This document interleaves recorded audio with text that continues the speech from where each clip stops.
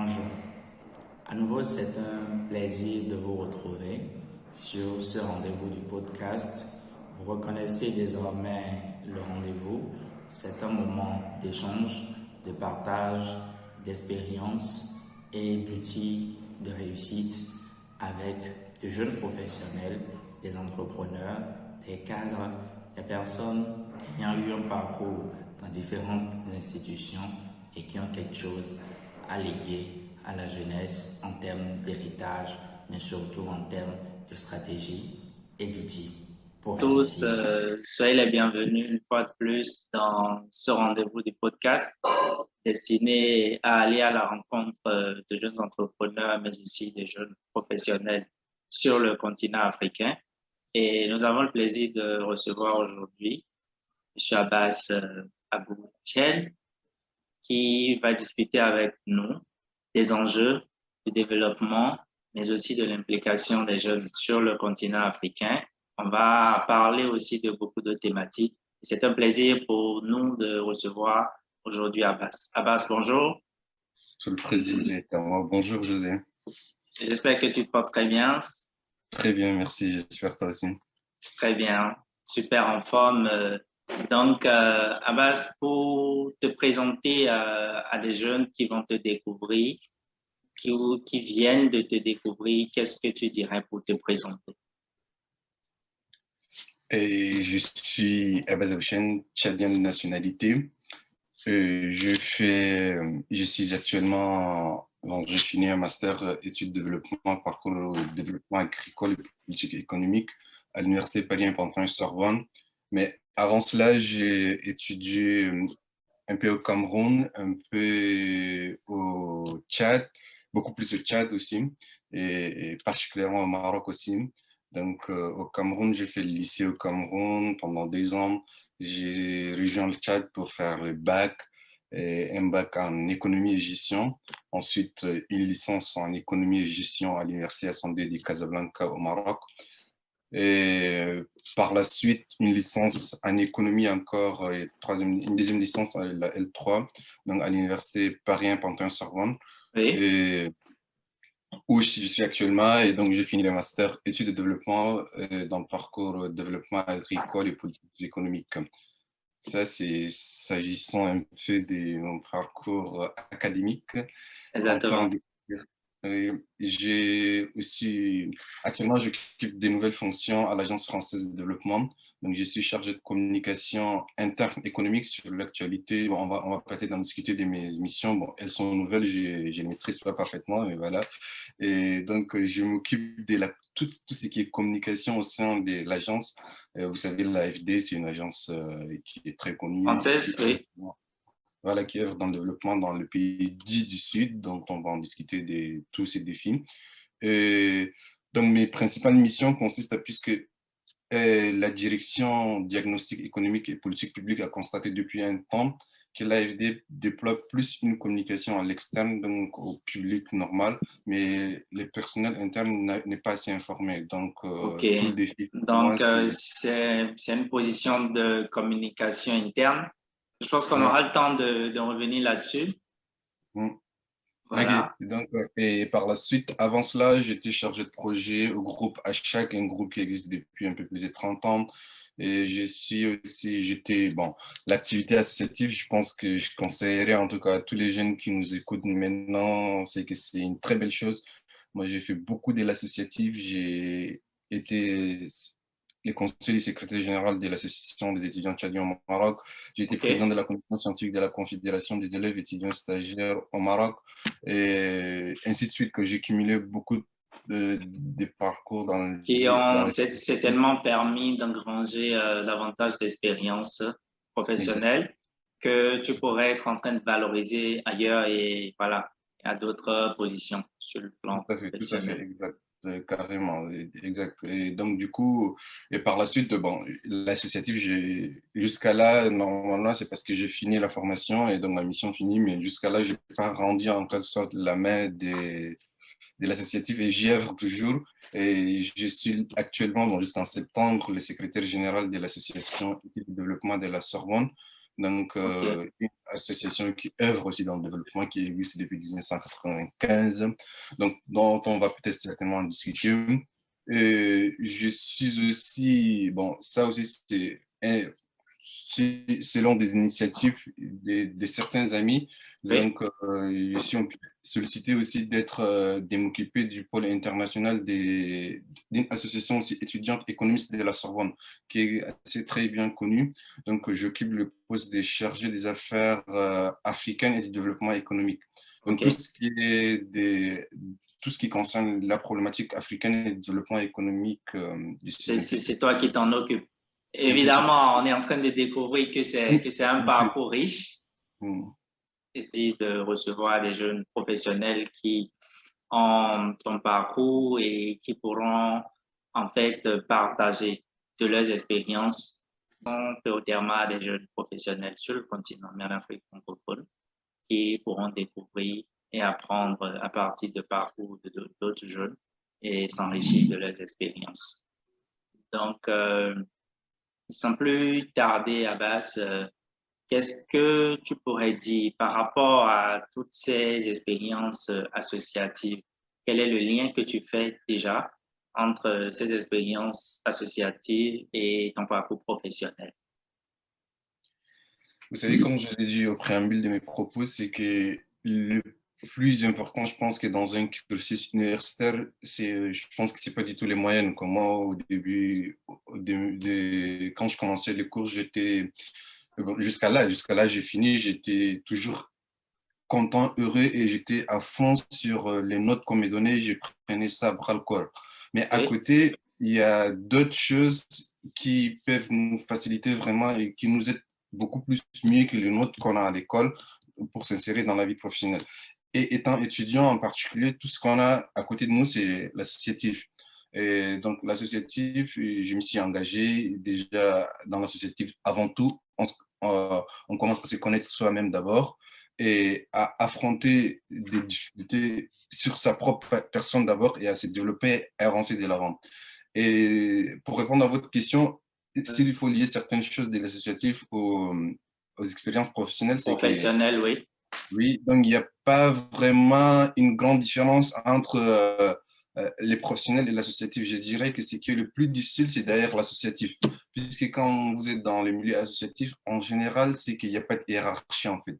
Mais Mhm. une fois que vous êtes dans les mondes professionnels, tu sais que celui-là est ton supérieur, tu ne dois pas faire certaines choses. Et donc, il y a une hiérarchie qui se respecte et qui laisse les choses se coordonner. Mais en général, dans les associations, il n'y a pas de hiérarchie.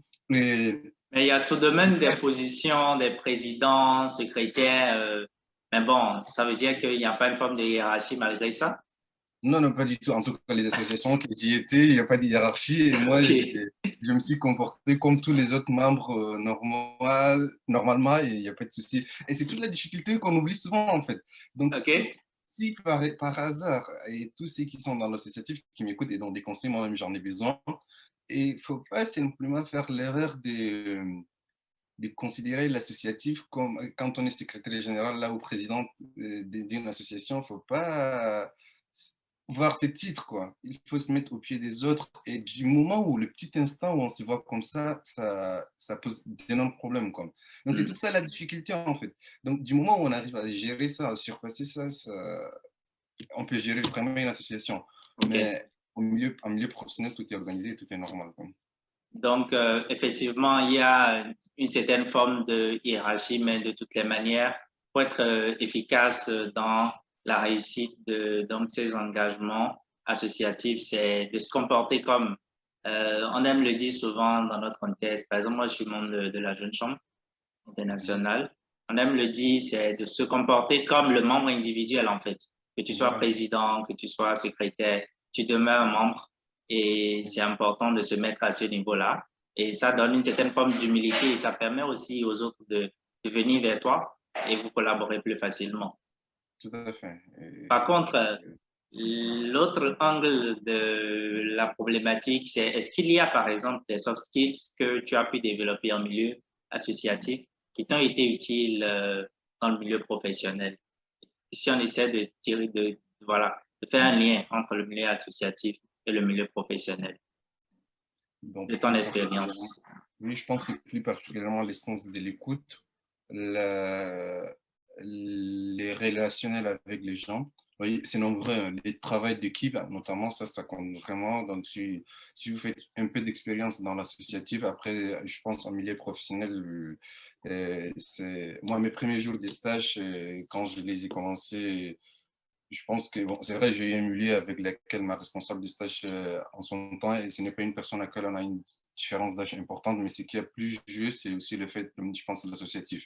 Donc, avant OK. cela, il faudrait juste savoir comment mettre toutes ces expériences associatives liées à son poste. Mais elles sont nombreuses, elles peuvent qu'être utiles.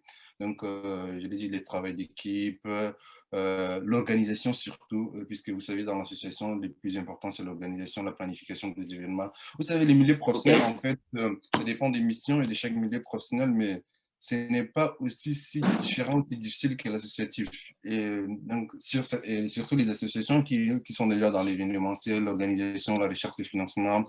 Donc, c'est très souvent, on se retrouve dans le même monde et il suffit juste de se dire, enfin, c'est le même monde, quoi. Déjà, je ne le vois pas trop, puisque vous avez aujourd'hui des associations qui recrutent même des personnes et qui les Des financent. personnels et qui financent, effectivement. Oui, Ouais, mais quand on est dans ce genre d'organisation ou de structure, effectivement, finalement, tu es finalement dans le domaine associatif. exact, tout à fait. Tu Ouais. aurais peut-être un salaire et d'autres, et ce n'est plus un service bénévole dans ce Exactement. contexte. Oui, tout à fait. D'accord? Donc, on est en train de nous adresser donc à la jeunesse de l'Afrique francophone. Et la problématique réelle, c'est qu'on a du mal à voir plus de jeunes engagés, que ce soit donc dans des parcours associatifs, militer dans les organisations, mais aussi de façon plus élargie, intervenir en tant que jeune acteur de la société civile. C'est souvent rare. Et quelle est ton analyse déjà sur cette problématique? Tu peux peut-être faire un diagnostic et nous dire si tu as des approches de solutions de comment est-ce qu'on peut réellement réussir à impliquer la jeunesse africaine.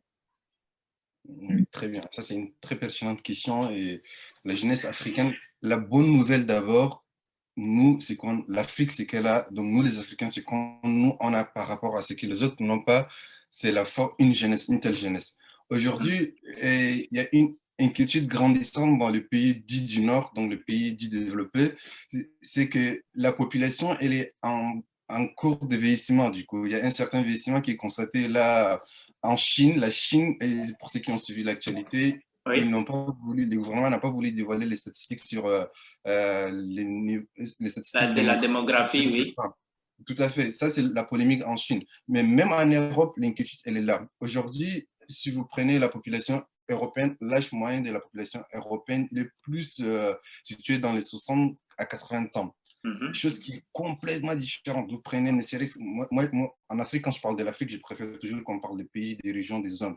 Aujourd'hui, si vous prenez par exemple un pays comme le Tchad ou le Niger, l'âge moyen l'âge de la population en moyenne, c'est 17 ans.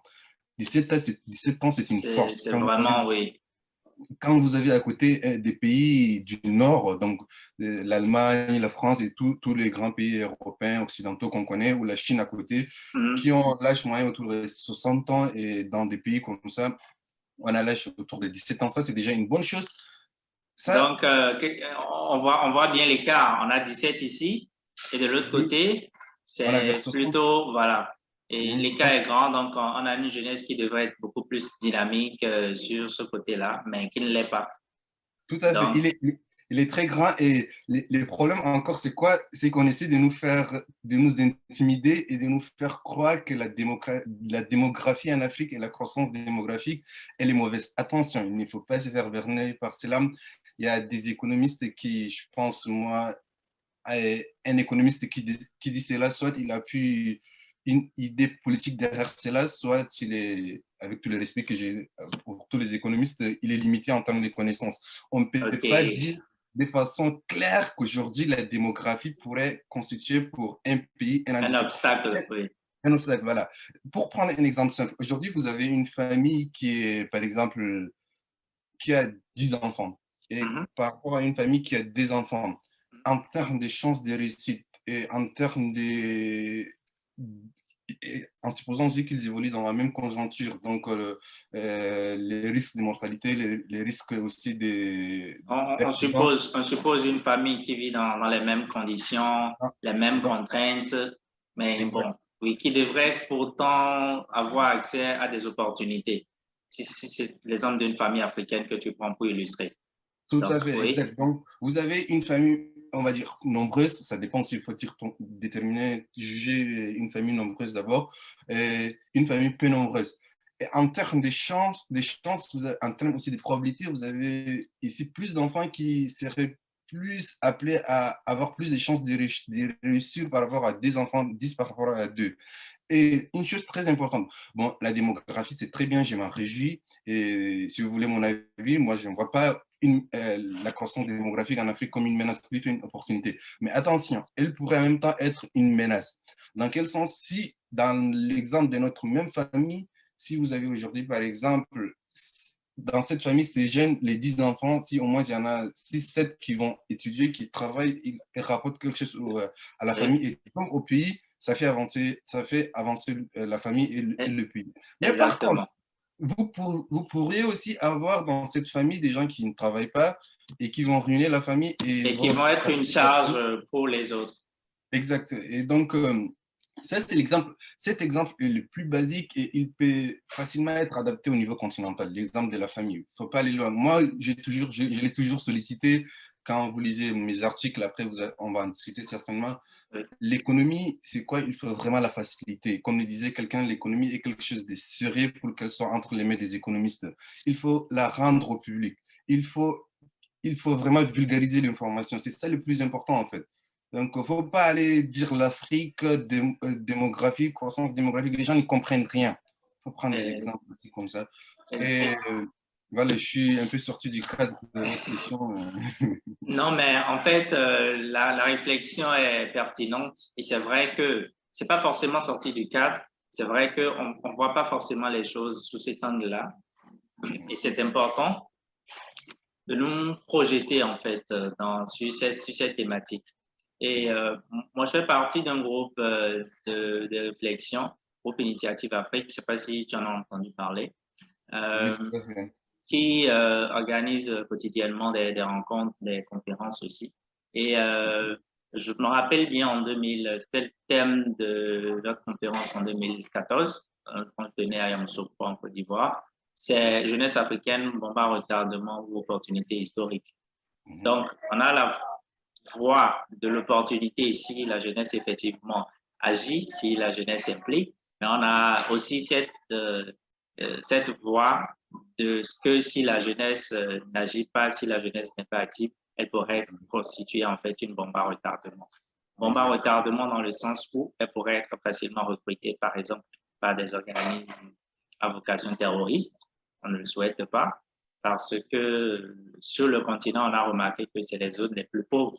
On retrouve plus, les djihadistes recrutent plus dans ces zones-là. Donc, il y a un lien forcément. Et c'est pour ça que l'enjeu de ces réflexions, quand on en discute, j'écris aussi sur ces sujets-là, c'est comment est-ce qu'on implique davantage la jeunesse pour l'orienter vers ce côté positif au lieu de, voilà. Et là, on attend toujours que tu nous répondes là-dessus. Comment est-ce que on peut organiser ou nous organiser pour davantage impliquer la jeunesse?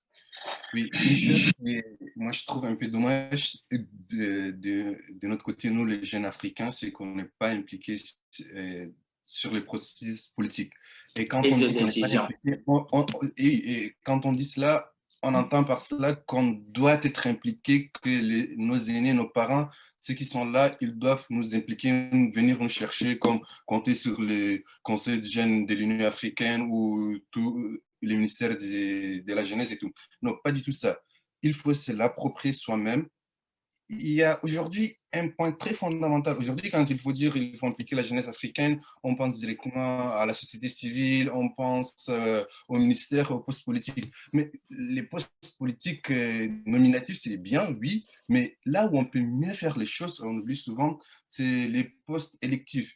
Et aujourd'hui, je pense que si un jeune Africain dans un pays comme le Niger, le Tchad ou le Cameroun, que je connais mieux, Oui. c'est distingue et déploie le moyen, il peut, je pense, bon, facilement, peut-être c'est exagéré, mais il n'aurait pas autant de difficultés à être député ou maire dans ces pays.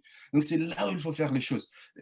La mairie, le fait de porter la voix du peuple à l'Assemblée, c'est ça qui compte. C'est là où les Et décisions se font. les jeunes opposent électifs à l'Assemblée nationale, par exemple. Oui, oui, oui. Après, oui, c'est normal, je comprends qu'il y a ceux qui sont là, ils ont déjà bloqué, si vous voulez, toute la sphère, il n'y a pas de point d'entrée, mais il faut forcer des fois. Ça, c'est le plus important. Aujourd'hui, on parle toujours d'entrepreneuriat quand on parle de jeunes. C'est très bien, c'est excellent. Il y en a qui s'inquiètent aujourd'hui. Si la croissance en Afrique aujourd'hui, elle est meilleure depuis 1990, quand je parle de croissance africaine, c'est pas récent. Donc depuis 1990, c'est notamment grâce à ces initiatives des jeunes entrepreneurs. Et Qui c'est agissent, voilà, oui, malgré le fait qu'ils font face quand même à beaucoup de défis. tout à fait, exact. Et Oui. en grande partie, ce qui a pu développer l'Asie, bon, on parle des miracles asiatiques, puisque jusqu'à là, les économistes n'ont pas trouvé un lien de causalité exact entre le développement brusque de l'Asie et avant les années 70 et son niveau actuel. Actuel. Mais la plupart des travaux des économistes démontrent que si l'Asie a pu arriver à ce niveau, c'est grâce aux startups qui ont pu conduire les continents à ce niveau, bon, certains pays du continent à ce niveau, OK. et notamment grâce à la diaspora dont on va parler peut-être de la diaspora africaine. Donc, Donc, s'impliquer sur l'entrepreneuriat, la politique, il faut savoir où faire la politique. C'est ça le plus important en fait. mhm, Et le reste, bien sûr, l'éducation, la participation dans le processus de décision de famille aussi, c'est très important. oui. Donc, Oui, et du coup, je me rappelle, en plus, c'est un compatriote, on avait tenu un webinaire il y a cela quelques mois avec le docteur Success Masra qui nous disait qu'il faut forcément s'impliquer et que c'est pas forcément un terrain facile, que les aînés n'ont pas l'habileté de laisser la place, mais que c'est important, voilà, de forcer parfois. tout à Et fait. je sais qu'il mène un combat chez toi au Mhm. Tchad. Oui. On va pas polémiquer là-dessus, mais c'est peut-être des exemples de jeunes qui, partout sur le continent, s'impliquent, mais qui font face à beaucoup d'entraves, beaucoup de complications parfois. Ce qui est bien, c'est que je pense que même si on est du côté du pouvoir, on doit apprécier pas la personne de Masra, mais des personnes qui se battent en tout cas, Et qui ont des idées. qui ont des idées comme ça, ne serait-ce que des gens comme ça font bouger ceux qui sont des gens au pouvoir. Et je suis tout à fait d'accord, mais voilà. Dans les Masra, que tu as dit dans tes interventions au démarrage, la place que tu accordes à l'économie. Et l'économie et le développement en Afrique, est-ce que tu peux faire un lien? Mais la question elle serait en deux, parce que ce sont les universitaires beaucoup qui parlent d'économie, mais de plus en plus, on doit travailler à rendre ces disciplines-là accessibles au grand public. Est-ce qu'il y a matière à réflexion? Est-ce qu'il y a est-ce qu'il y a des possibilités déjà? Donc, la contribution de l'économie, vraiment, on doit le considérer comme un facteur qui contribue au développement. Mais en deux, c'est comment est-ce qu'on peut rendre cette discipline-là accessible au grand public, par exemple. tout à fait. Et c'est très important. Je vais m'appuyer plus sur quelque chose que vous avez dit et que vous venez de dire, c'est que comment rendre l'économie accessible aux gens, à tout le monde. Et là, je vous ai cité tout à l'heure une anecdote comme quoi l'économie, elle est quelque chose de plus sérieux pour qu'elle soit entre les mains des économistes. Et il y en a comme ça beaucoup et peut-être qui vont motiver vos auditeurs. C'est que Oui, l'économie, des fois, c'est que le problème, c'est qu'il y a une dame, une anecdote que j'ai lue dans, dans un livre, en tout cas, je n'ai pas cité l'auteur pour lui faire encore plus de la publicité. ok. Et donc, qui dit, il y a une femme qui est allée voir un médecin et il lui a dit que vous avez un délai de 6 mois, en tout cas, dans 6 mois, vous allez mourir. Mhm, Et la dame, elle était étonnée, elle ne savait pas quoi faire, mais il lui a dit, je vais vous conseiller une chose, et vous passez ces 6 mois avec un économiste. Voilà. Il était mhm, perplexe. mhm. Mais Enfin, une pourquoi? petite. Ben voilà. Mais il lui a dit que ces 6 mois vont vous paraître beaucoup plus longs. Donc, et pour dire autant que l'économiste, lui, pas démontrer les choses, ne sait pas les expliquer, et donc il va être ennuyeux pour elle, et les 6 mois vont lui paraître longs. Ok. Et C'est donc, peut-être une mauvaise manière de voir les choses. oui, Ici, bon, on doit apprendre véritablement voilà, l'importance de l'économie. oui, tout à fait. Donc, c'est une façon aussi, je pense, de dire aux économistes que c'est très dommage des fois, je pense que, bon, on va pas entrer sur des termes techniques où, par exemple, là, aujourd'hui, si vous allumez la télé, en tout cas, l'actualité européenne, elle est marquée par cela, surtout depuis le début de la crise actuelle, c'est Oui, que taux d'intérêt à taux négatif, les États peuvent emprunter à taux négatif. Mais toi, quand tu es là, tu mets la télé comme ça, tu vas te dire qu'il y a des gens à côté, ils vont aller prendre de l'argent et on leur donne encore du plus, quoi. Donc, tu prêtes et on te donne encore de l'argent. Mais c'est pas comme ça que ça se passe. Ce n'est pas assez expliqué, quoi. Donc, vous avez les taux d'intérêt à 100%, un taux de 110% dans les taux de créance et il y a les taux de rendement, c'est ça qui est négatif, quoi. Et il est négatif aussi parce que les banques centrales, ils ont une certaine facilité de dépôt. Donc, du côté de la banque commerciale qui l'air facile, c'est là, quoi. Donc, c'est des choses à comme ça base, qui... on se rend bien compte que c'est pas facile à expliquer à une paysanne qui est dans un village, par exemple, au Tchad. Et c'est là la difficulté, en fait. Oui, oui, oui, oui, c'est vrai, vous avez raison. Certaines Bon, thématiques sont pas vraiment, c'est pas, j'allais venir, oui, j'allais prendre cet exemple. Bon, après, peut-être que s'il y en a qui sont intéressés par la compréhension, mais c'est tout négatif, c'est que aujourd'hui, quand vous prenez par exemple votre ticket des caisses, vous avez des réductions des fois, vous avez les rabais, le remise, la ristourne. Je pense que ça, c'est des choses que les gens s'y sont oui, habitués. peuvent comprendre, oui. Et on va dire ici, par exemple, c'est les rabais qui ne changent pas, mais c'est la remise qui change, quoi. Donc, ça ne change rien en votre commande, quoi. Donc, c'est ce truc qui est négatif et dont les États s'endettent et ça ne change rien au fait qu'il ait de l'argent ou pas, Ou mais pas. il n'a pas juste accès à certaines réductions. Donc, parlons d'économie et du développement. Oui. Les problèmes, c'est qu'aujourd'hui, si vous prenez, vous lisez tous les travaux des économistes et spécialistes de développement depuis, qui analysent le développement en Afrique et dans d'autres pays en développement, si vous lisez tous les travaux, vous étudiez toutes les statistiques de la Banque mondiale et du FMI, c'est Oui. que depuis les années 90 jusqu'à aujourd'hui, tous les indicateurs sont bons. Tout Hmm. est optimiste, surtout pour l'Afrique. Vous avez Tous avant les indicateurs sont 1950, ouverts, le PIB et le autres, et PIB, beaucoup. tout est en croissance. Oui. Avant 1950-60, vous avez les taux de mortalité, par exemple, en Afrique, il était de 31-35 ans. Aujourd'hui, en Mhm. moyenne, si vous prenez, je parle de l'Afrique subsaharienne, puisque quand on inclut l'Afrique du Nord, ça complique un peu les statistiques en plus, qui n'ont Oui. pas des réalités Les vraiment réalités différentes. sont L'Afrique elle-même différentes, oui. subsaharienne, elle n'a pas de réalité similaire, mais ça serait mieux des fois d'exclure un peu, d'exclure un peu le Nord et le Sud dans ces... Je suis bien d'accord qu'on se concentre sur l'Afrique subsaharienne qui Voilà, partage quand donc même si des vous prenez réalités aujourd'hui communes. le taux de mortalité en Afrique subsaharienne en 1960, par exemple, il est de 31-35 ans. Mais aujourd'hui, si vous prenez le taux de mortalité en Afrique subsaharienne, il est autour de 60-65 ans dans presque tous les pays africains. Hmm. Donc, pour dire simplement, on espère vivre en 1950-60 en Afrique à l'âge de 30-35 ans. Mais aujourd'hui, on espère vivre jusqu'à 60-65 ans. Si vous prenez les taux de scolarisation aussi en Afrique, il était très bas dans les années post-indépendance par rapport à aujourd'hui. Il est en forte croissance. C'est pareil pour les taux de natalité donc, et les revenus par tête. Tous les indicateurs sont bons, comme vous l'avez dit.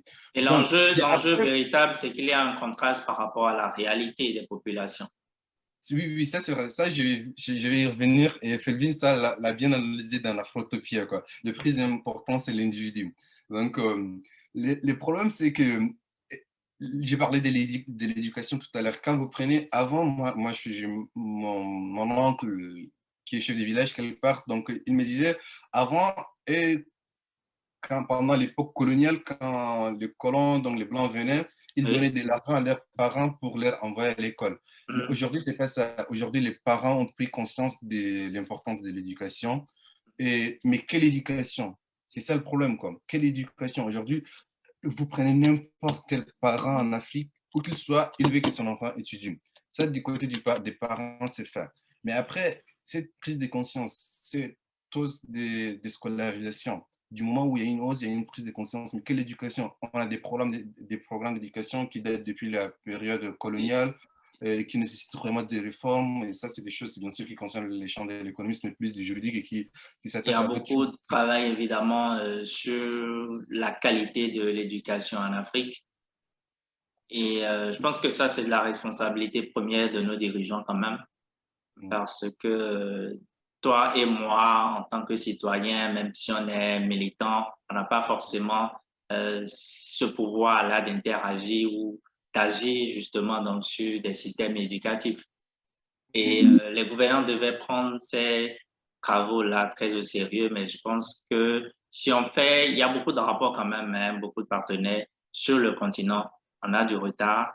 Et comme tu le dis, il y a des systèmes éducatifs qui sont caduques, qui sont à réformer, mais qui n'est pas fait en fait. Ces réformes-là ne viennent pas pour répondre aux besoins réels des populations.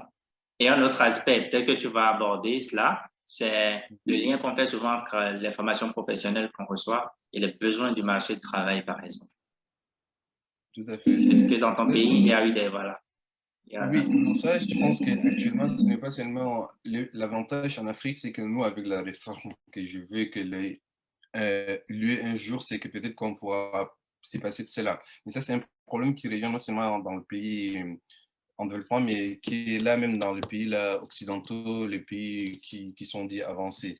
Et aujourd'hui, vous prenez par exemple dans les programmes de la plupart des universités occidentales, dont, voilà, donc si vous prenez les programmes, vous avez beaucoup plus des gens qui sont formés, surtout en France, là où je suis, je connais un peu mieux, donc beaucoup plus des gens qui sont formés dans des matières sociales.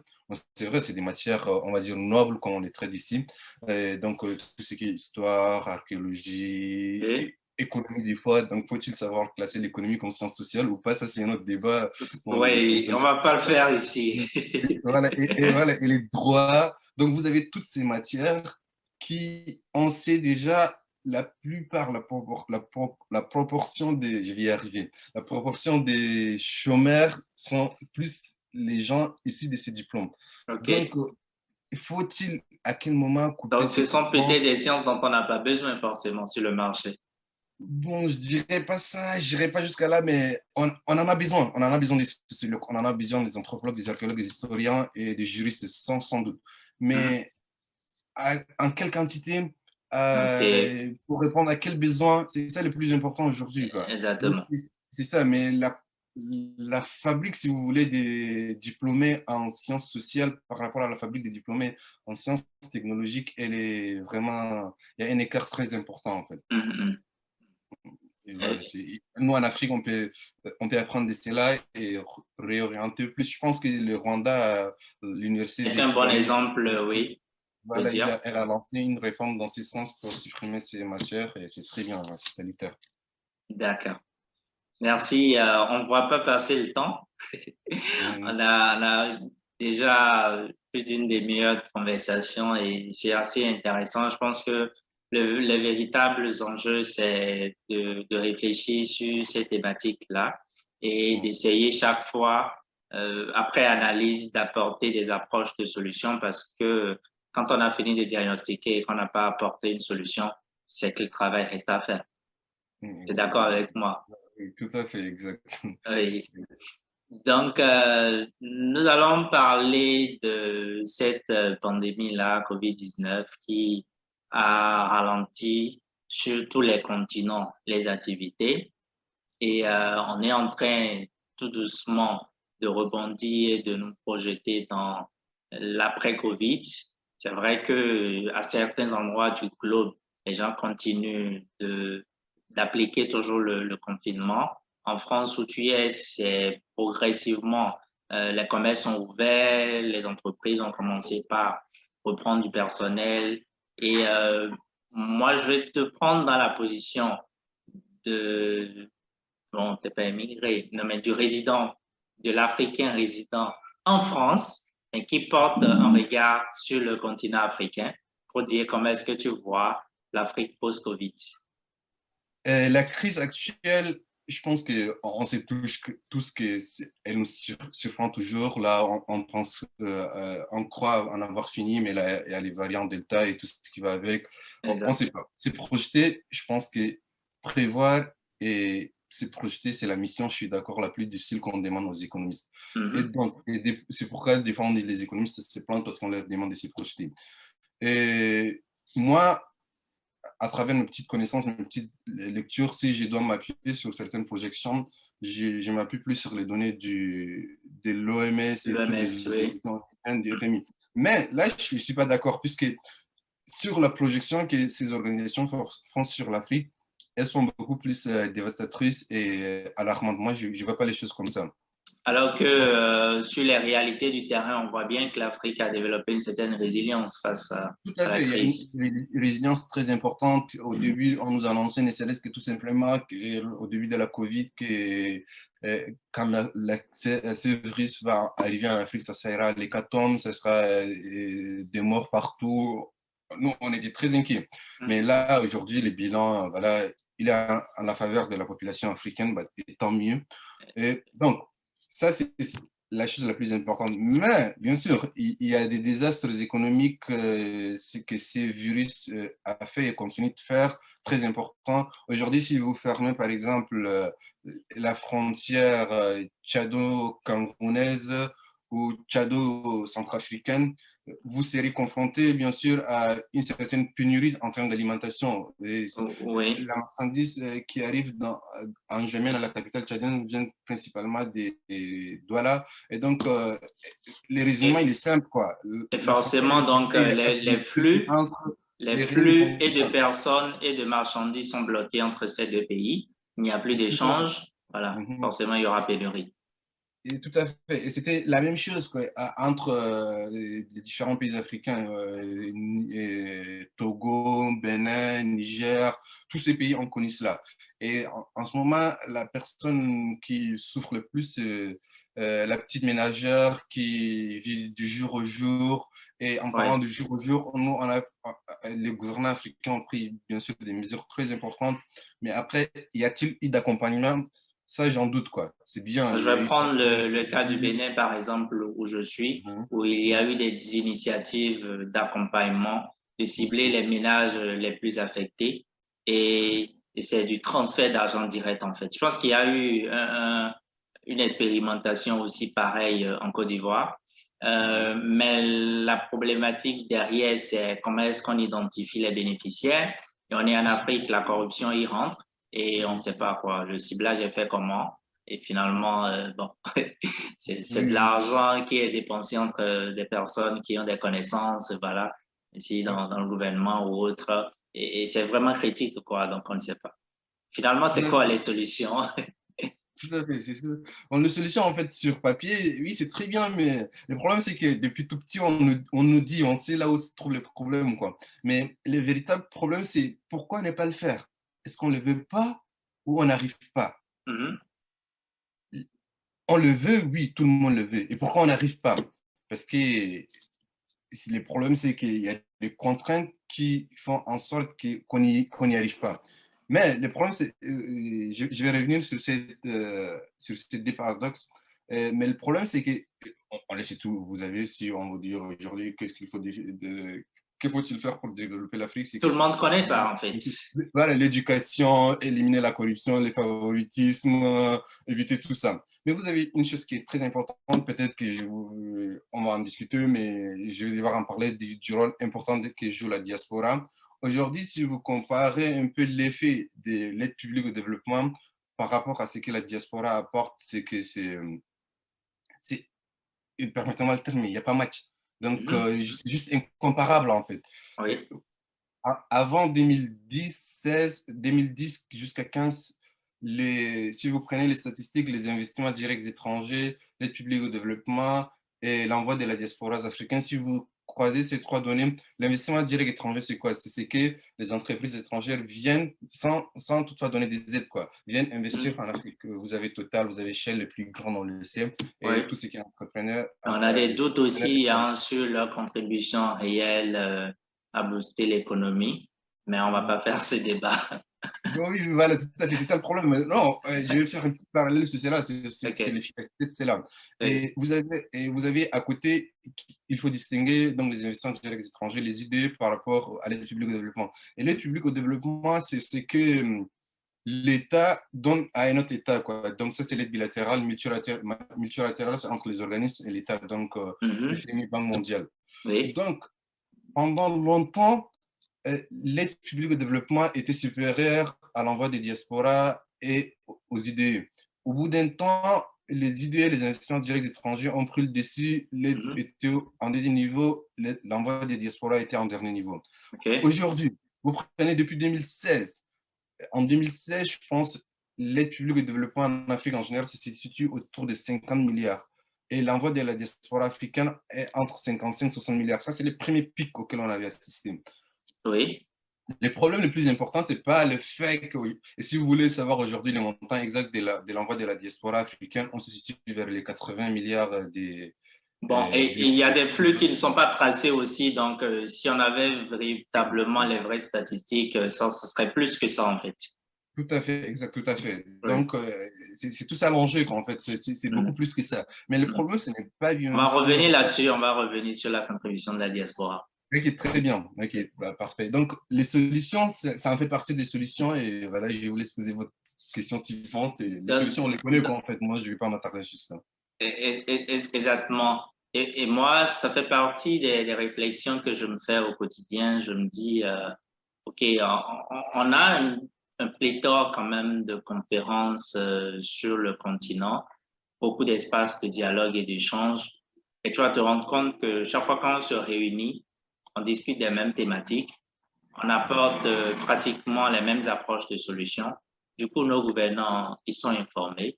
Chacun sait ce qu'il doit faire, mais personne ne le fait. Ou on ne le fait pas bien, Mhm. Malheureusement. malheureusement. Oui. Donc, alors, vu qu'on a abordé déjà le champ de la contribution de la diaspora africaine au développement, on va aborder cela. Et la problématique réelle, c'est qu'il y a deux réflexions que nous faisons. C'est il y a un, des jeunes qui quittent le continent espérant se reconstruire ailleurs, pensant bien évidemment que l'ailleurs est mieux. Ils réussissent. Il y a certains qui, à des moments, pensent à revenir au pays parce que, compte tenu d'un certain nombre d'expériences et tout, reviennent au pays finalement pour investir au pays, comme on dit. Il y a d'autres qui décident de rester et qui contribuent très fortement à nourrir les familles au pays, à scolariser les enfants. Et il y a plusieurs analyses qui doivent être faites là pour voir quels sont les enjeux véritables. Mais je voudrais que tu te positionnes sur les deux aspects que je viens d'évoquer là. Peut-être qu'il y aura d'autres pans de la chose que tu pourras aussi compléter pour parler véritablement du rôle de la diaspora dans le développement en Afrique. Oui, exactement. Déjà, si vous voulez, le rôle de la diaspora, il est très important. Et je pense que ce qui est le plus important, je le disais tout à l'heure, ce n'est pas le fait qu'en termes d'argent, la somme que la diaspora envoie dépasse l'aide publique de développement ou les investissements directs étrangers. Là, on est autour des 80 et les dés sont en deçà des 60 milliards. Donc, le plus important, c'est l'efficacité de l'envoi de l'argent diaspora. Si aujourd'hui un migrant africain envoie de l'argent à sa famille, l'argent il impacte directement, si vous voulez, les ménages, l'individu lui-même. Mais si aujourd'hui un pays octroie de l'aide à un pays en développement, un pays africain, l'argent il est entre les mains des élites. Et C'est au niveau macro et avant de descendre pour toucher la population, il y a beaucoup de coupures déjà. bien sûr, tout à fait. On se souvient de M. Moïse, il a dit dans l'aide fatale du jet privé qui s'est octroyé Mobutu en son temps et aujourd'hui aussi beaucoup s'octroient de l'argent dans ce sens, quoi. C'est Oui. ça, c'est le véritable avantage de l'envoi de la diaspora. Mhm. Mais à côté, il ne faut pas aussi idéaliser la chose en elle-même, quoi. l'envoi de la diaspora, c'est très bien, mais ça crée aussi des inégalités intra-ménages très importantes. Aujourd'hui, si vous prenez, vous avez parlé de celui qui va à l'étranger et revient, celui qui ne revient pas. Aujourd'hui, mais il y a à côté celui qui n'y vient pas du tout et qui est là. Aujourd'hui, celui qui envoie de l'argent à sa famille, Oui, et sa famille, elle est beaucoup plus, on va dire, à certains conforts, peut répondre à ses besoins quotidiens. Mais à côté, il y a la famille qui n'a pas d'enfants envoyés à l'étranger qui puissent recevoir cela. Et c'est ces inégalités auxquelles oui.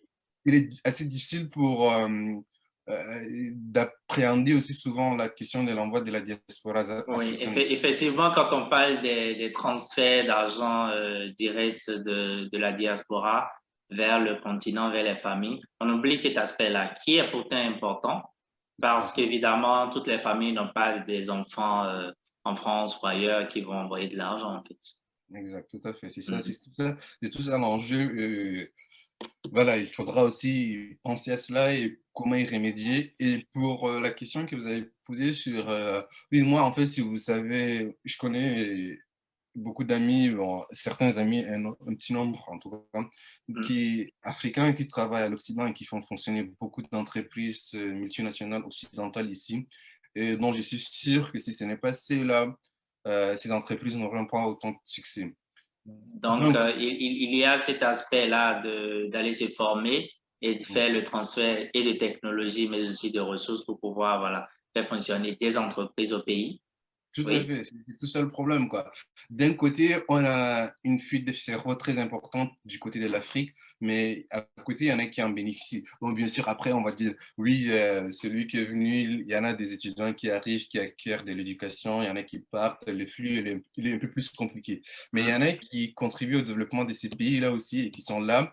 Et le problème, c'est, en même temps, on ne peut pas en vouloir tellement à ces gens-là, puisque Oui, quand on prend un Tchadien, un Camerounais lambda, il travaille ici, il a des conditions, on va dire, assez aisées par rapport au fait d'être dans son pays. Puis c'est l'amour, on a le côté amour du pays qui compte, mais il faut aussi le comprendre côté que patriote, voilà. voilà, ces conditions ne sont pas revenues là-bas avec un salaire qui est moindre, bon, moindre en fait, ça dépend en termes de comparaison du pouvoir d'achat du pays et tout ce qui va avec, quoi. Mais il y a ces conditions et ces aspects très importants qui est bien, mais si vous voulez mon avis, moi je crois que voyager c'est très important et je suis pas contre en quelque sorte les déplacements et c'est une très bonne chose et c'est ce qui a fait euh, développer beaucoup de pays asiatiques. Ça permet, et je suis d'accord avec toi là-dessus, ça permet évidemment de mieux s'ouvrir, de mieux connaître certaines choses qu'on n'aurait pas su quand on est chez soi. Et donc, la question véritable, c'est la fuite des cerveaux. On ne se rend pas compte du nombre de jeunes Africains, mais aussi qui commencent leur carrière ailleurs et qui finalement n'envisagent plus de retourner. C'est une problématique. Ce n'est pas véritablement l'enjeu de nos échanges, mais c'est important qu'on ait à l'idée qu'il y a quand même de ces cas. Euh, Ce sur quoi nous voulons nous concentrer, évidemment, c'est ceux qui reviennent, qu'est-ce qu'ils font, et ceux qui restent là-bas et qui contribuent aussi, qu'est-ce qu'ils font et est-ce que leur rapport contribue véritablement au développement. Et là-dessus, tu as déjà, je ne sais pas si tu as quelque chose à ajouter là-dessus. Non, je l'ai tout dit. Je pense, en tout cas pour ceux qui sont à l'étranger, c'est, je pense, les 200, 300 dollars que l'Africain envoie contribuent largement au développement de l'Afrique. Et je pense qu'il faut voir la chose de ce côté-là. Et comme ça, on avance mieux. Et ceux qui sont là-bas aussi, déjà, il y a une évolution très importante. Et je pense pour ceux qui nous écoutent, c'est que, tout comme moi, je l'espère en tout cas, entourons-nous des gens ambitieux, des gens qui ont des projets et ça va nous aider à avancer et c'est ça le plus important, quoi. Et Aujourd'hui, si vous avez deux, trois amis qui ont en tête absolument lancer une entreprise, naturellement, vous aussi, si ce n'est pas lancer une entreprise, vous aurez tendance en tout cas à évoluer dans un sens ou dans un autre, quoi. Et ça, c'est très important, c'est très important. exactement. Et je voulais éviter de te poser des questions personnelles, peut-être, mais Mm. Abbas, est-ce qu'après un parcours à l'AFD et dans d'autres institutions sur le plan international, en termes de projection sur le plan professionnel et plan de carrière aussi? Est-ce que Abbas envisage de rentrer au Tchad? Et ça, la question elle est facile à répondre en tout cas. Et comme disait un adage aussi, tout voyageur retournera dans son pays, sauf celui qui va dans l'au-delà. On est Donc, rassuré là. voilà, si j'y vais, ça, il n'y a pas de souci. Mais tant que j'y suis, je sais que je vais retourner et là, je retourne régulièrement, en tout cas, à l'Afrique. Moi, je ne sais pas ce que l'avenir. C'est la mais pas fait, il faut qu'on y revienne. Voilà, non, on revient, mais sauf que je ne suis pas simplement dans l'optique où si on peut aider, il faut absolument être sur place. On peut aider tout en étant, on peut beaucoup plus être utile étant à l'extérieur aussi qu'à l'intérieur et inversement. Et si vous voulez, à base, Exactement. on va retourner sans doute après avoir acquis au moins c'est un peu le minimum des. Puisque vous savez quoi, le plus important, c'est que l'intérêt de s'insérer dans ces organisations, donc l'AFD, l'ONU et tout, c'est que après la, les décisions économiques importantes que prennent nos pays sont autour de ces pays, autour de ces institutions. Donc, si vous essayez un Oui. peu d'entrer, de comprendre. En fait, le podcast s'adresse aussi à des jeunes entrepreneurs, mais aussi à des jeunes professionnels. Donc, on serait intéressé de savoir comment est-ce que Abbas se retrouve à l'AFD, qu'est-ce qu'il y fait actuellement. C'est, vous savez quoi, moi, avant, je pense que, en tout cas, ce que je fais, c'est passionnant et c'est intéressant pour moi. En tout cas, c'est ce qui a fait que j'étais en mission ailleurs et j'ai rejoint l'AFD. Je fais des missions très importantes à l'AFD, à l'Agence française de développement. C'est que la première, c'est, et comme je l'ai dit en préambule de ma présentation, c'est produire de l'information pour les personnels internes. Et la deuxième, c'est l'évaluation des projets. Donc, la première produire de l'information, il s'agit de la communication. Personne n'est sans doute qu'aujourd'hui, l'AFD communique de façon très importante à son public. Mais à un moment donné, la directrice du département a constaté que le personnel de l'AFD lui-même n'est pas vraiment informé du domaine. Et tout le défi, ce sera de prendre l'information économique de l'actualité économique et la vulgariser et les donner, la rendre à un public qui ne s'y connaît pas. Et OK. c'est tout ce que j'essaie de faire et rendre le bulletin public aux autres collègues et ainsi de suite. Et l'autre volet encore que j'aime plus particulièrement, c'est l'évaluation de projet. Et OK. bon, peut-être que si certains projets en cours d'études en Afrique subsaharienne en ce moment sont enregistrés, peut-être qu'il y en a qui m'en veulent, mais moi, je suis pour rien, quoi. On étudie l'efficacité, la faisabilité de certains projets, Mhm. particulièrement en Afrique subsaharienne, et les demandes de financement, comme vous le savez, l'AFD, il y en a qui calquent l'AFD des banques, mais le personnel de l'AFD ne veut pas ce terme, du coup, ce n'est pas une banque en tant que telle, elle finance le projet. Mais c'est une structure qui facilite l'accès au financement pour la mise en Tout à fait, à place un de... taux très réduit, très simple. Après, si le projet il est efficace. Là, aujourd'hui, bon, moi, je ne gère pas particulièrement cela, mais vous avez des appels des projets avec des sommes beaucoup plus importantes. Il y a des petits projets que l'AFD accompagne. Moi, j'accompagne plus particulièrement les petits projets. Mais par exemple, là, il y a un appel des projets qui a été lancé il y a 2-3 jours au Tchad pour les financements de l'éducation dans le nord-ouest du Tchad, donc 3 régions, les Bahr el Ghazal et des autres régions dont j'ai oublié le nom. Et OK. donc, dans cet appel à projet, ce qui est le plus sollicité, c'est la présence d'une organisation locale. Donc, des fois, quand l'AFD œuvre, c'est aussi dans ce sens, comme il faut impliquer, en tout cas C'est directement, important que des acteurs locaux puissent s'impliquer dans le développement des projets. puissent être impliqués. Je pense que dans la fiche de description de l'appel à projet, Mhm. je pense que c'était une condition sine qua non qu'il y ait une organisation au moins locale pour répondre à l'appel des projets. Il faut qu'au moins des organisations s'unissent, puisque la somme elle est très importante. Il s'agit de 10 millions d'euros et donc une enveloppe un peu importante. Oui. Et donc, je l'espère qu'une organisation locale puisse répondre à cet appel Pourra et décrocher le financement. Et ce qu'on espère, c'est que ça aille véritablement aux bénéficiaires parce qu'il y a un autre travail. c'est ça véritablement à le ce plus niveau. important, quoi, en fait. Moi, en Et tous les travaillant projets, avec les organisations, même au pays ici, on se rend compte que vous avez du financement pour mener certaines activités. Et finalement, on se rend compte dans la mise en œuvre de ces activités qu'il y a des coupures et donc, c'est pas oui, oui, toujours. je suis tout à fait d'accord et je comprends la critique qui est faite aussi. Des fois, vous avez, par exemple, je sais pas, c'est 10 millions, mais je prends un autre exemple qui a été fait sur les villages du millénaire. Il y a eu 11 milliards de livres sterling qui ont été investis. Et donc, vous prenez un projet, par exemple, comme ça, et dans les 10 millions ou 10 milliards, les chiffres, ce qui arrive vraiment à la population bénéficiaire, c'est 1 ou 2 millions, quoi. Les restes, c'est entre Exactement. le frais du personnel, l'étude du dossier, et tout ce qui va avec, quoi. C'est dommage. L'administratif et tout, Administratif, c'est dommage. oui, Donc, ça, malheureusement. c'est le Donc, volet le plus important que je gère pas exactement, mais les petits projets de lancement de certaines entreprises, startups, bon, c'est que l'AFD ne finance pas entièrement un projet, mais en grande partie, il y a des projets où elle finance peut-être entièrement, mais jusqu'à là, j'en ai pas vu. Et OK. surtout, le point auquel l'AFD s'appuie le plus, c'est les femmes, une implication importante des filles, jeunes filles et l'agriculture, du coup.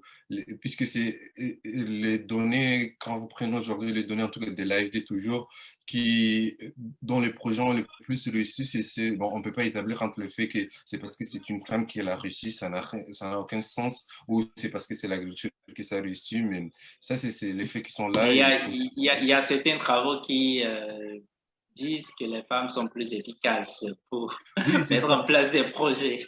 Oui, tout à fait. Efficace, oui, je suis d'accord, mais tout le problème, c'est est-ce parce que c'est le sexe qui détermine le succès d'un projet, quoi. Et je pense pas à la détermination de la personne et tout. On Et pourra oui, je suis écrire tout un d'accord. livre là-dessus, cher Abbas. Voilà, tout à fait. Oui. Donc, Donc, effectivement, on se rend compte de ton implication à ce niveau-là. Je pense que c'est le genre de jeunes que nous voulons. Donc, de jeunes professionnels qui soient dans certaines positions, qui s'impliquent dans les structures de cette hauteur et qui puissent, dans une moindre mesure, travailler à relayer et à faire un retour dans la mesure du possible en termes de compétences, mais en termes de ressources aussi. Donc, tu n'hésiteras pas si tu as des appels directement, que tu penses que c'est des organisations, soit au Tchad, dans un autre pays en Afrique qui seraient bénéficiaires, d'envoyer et puis de côté peut-être, ça c'est beaucoup demandé et sollicité. ce sera Parce qu'on avec n'a pas grand forcément plaisir. l'expertise au plan local, mais si, voilà. Non, Donc, ce sera avec grand plaisir, bien sûr. Et ça, il faut peut-être toute une émission pour comment avoir c'est que l'agence le entend système même, exactement. voilà. Voilà, et oui, ça peut-être qu'on va préparer une autre émission pour ça. Tout à fait, oui, ça sera avec grand plaisir. Et écoute, ça fait plaisir aussi qu'on ait des jeunes aussi comme toi avec cette magnifique émission et tout le travail que tu fais, ça fait vraiment plaisir. Et c'est là qu'on a besoin, c'est quoi? C'est là que l'Afrique a besoin. Et Merci que, beaucoup. et que chacun, effectivement, puisse s'engager comme il veut et qu'il continue de contribuer. Et merci beaucoup, Avas. C'est un plaisir de te recevoir dans ce canal-là. Et est-ce que tu auras un mot? Ce ne sera pas le dernier, mais le mot de fin à Euh, l'endroit de cette jeunesse africaine. Bah, osons, si on prend les mots dans le sens strict, mais donc, en tout cas, oser, je pense que oser, oui, oser, vraiment, moi, j'aime pas trop parler de mes expériences, j'ai rien fait encore dans ma vie, j'ai beaucoup de choses qui m'attendent, mais je pense que quand j'ai commencé à animer de conférences, j'étais en première ou deuxième année d'université, je ne me voyais pas du tout faire cela, mais je pense que s'il faut juste s'appuyer sur un mot, c'est oser, et c'est tout, quoi. Donc, il faut juste oser. Et ne pas surtout croire. Une chose très importante qu'on n'a pas abordée, je vais le dire en des mots, c'est l'importance de notre culture. Comme moi, ça me fait très, très, très plaisir de te voir, toi, à Vienne ici. Ah Donc, oui, faut pas oui, oui, tout à fait. Et c'est d'accord. très fondamental. Il ne faut pas qu'on confonde un peu de développement et occidentalisation, quoi. Donc, tout le processus qui est là, des fois, on imagine c'est la culture de l'autre qui est meilleure, c'est de l'aliénation culturelle. Donc, et les sociologues sont mieux placés pour le dire, s'attacher plus et solidairement à notre culture, à notre vérité. Et comme Cheikh Anta Diop l'a dit, l'Africain doit se saisir de cette vérité et dire que c'est celle-là qui est vraie et à un moment donné, les autres doivent s'y adhérer. C'est ça le plus important. Et Oui. la meilleure culture, c'est la nôtre. S'habiller ainsi, réfléchir ainsi dans nos pensées, dans nos modes de vie. C'est ça le plus important. Et on va faire allusion peut-être aussi aux proverbes, qui sont des sagesses qui contiennent beaucoup de leçons qu'on peut appliquer pour pouvoir mieux nous guider dans nos pas au Voilà, tout à quotidien. fait. Mhm. Et l'habillement, forcément, ça compte. Tout Donc, à fait. essaye de temps en temps, quand tu es en France, de porter des tenues typiquement tchadiennes. Oui, j'avoue que cette fois-ci, c'est un défi que non, Ouais. je m'habille des fois en tchadien, mais là, j'avoue que je ne suis pas mieux Non, placé pour l'exemple, mais nous devons faire mieux. J'apprécie vraiment ta tenue. En tout cas, moi, on va dire, je suis occidentalisé, c'est dommage, c'est pas évident. Mais moi, j'ai des racines vraiment africaines et j'en suis fier. Mais notre culture, c'est vraiment important. Ça, c'est l'aspect le plus important, je pense, du côté développement économique. Vous pouvez mettre des politiques de développement économique qui ne fonctionnent pas du tout pendant des décennies. C'est ce qui est là depuis les années 60. Moi, ça ne m'inquiète pas aujourd'hui. Demain, si vous donnez à un jeune ambitieux qui a un bon programme en demandant, il peut changer les choses en termes de politique économique. exactement. Mais le plus inquiétant, c'est La la perte des domination valeurs, culturelle qu'il y a. Aujourd'hui, vous avez la Chine qui fait des centres de karaté au Sénégal, en Afrique subsaharienne, un peu partout. Ils essaient d'imposer les cultures. L'Africain doit penser, et pour se développer, il doit en quelque sorte penser comme l'autre et avancer comme l'autre. Mais ça, c'est vilain, c'est pas évident, ça ne permet pas d'avancer. Moi, c'est ça qui m'inquiète, quoi. ouais. Si elle est vraiment riche, notre culture, et approprions-la. J'ai beaucoup de réflexions personnelles aussi sur cette thématique. Et En plus que c'est évidemment, en le l'espace d'une émission, on ne socio-économiste mieux pourrait pas placé que aborder moi. tout. Mm, Oui? mm. Non, tu voulais conclure, oui. Non, je voulais dire qu'en plus, tu es socio-économiste, donc tu es mieux placé que moi pour comprendre cette problématique du coup. Exactement. Donc, mais je reconnais que en l'espace d'une heure de temps, on ne pourrait pas forcément aborder dans les détails tous ces aspects.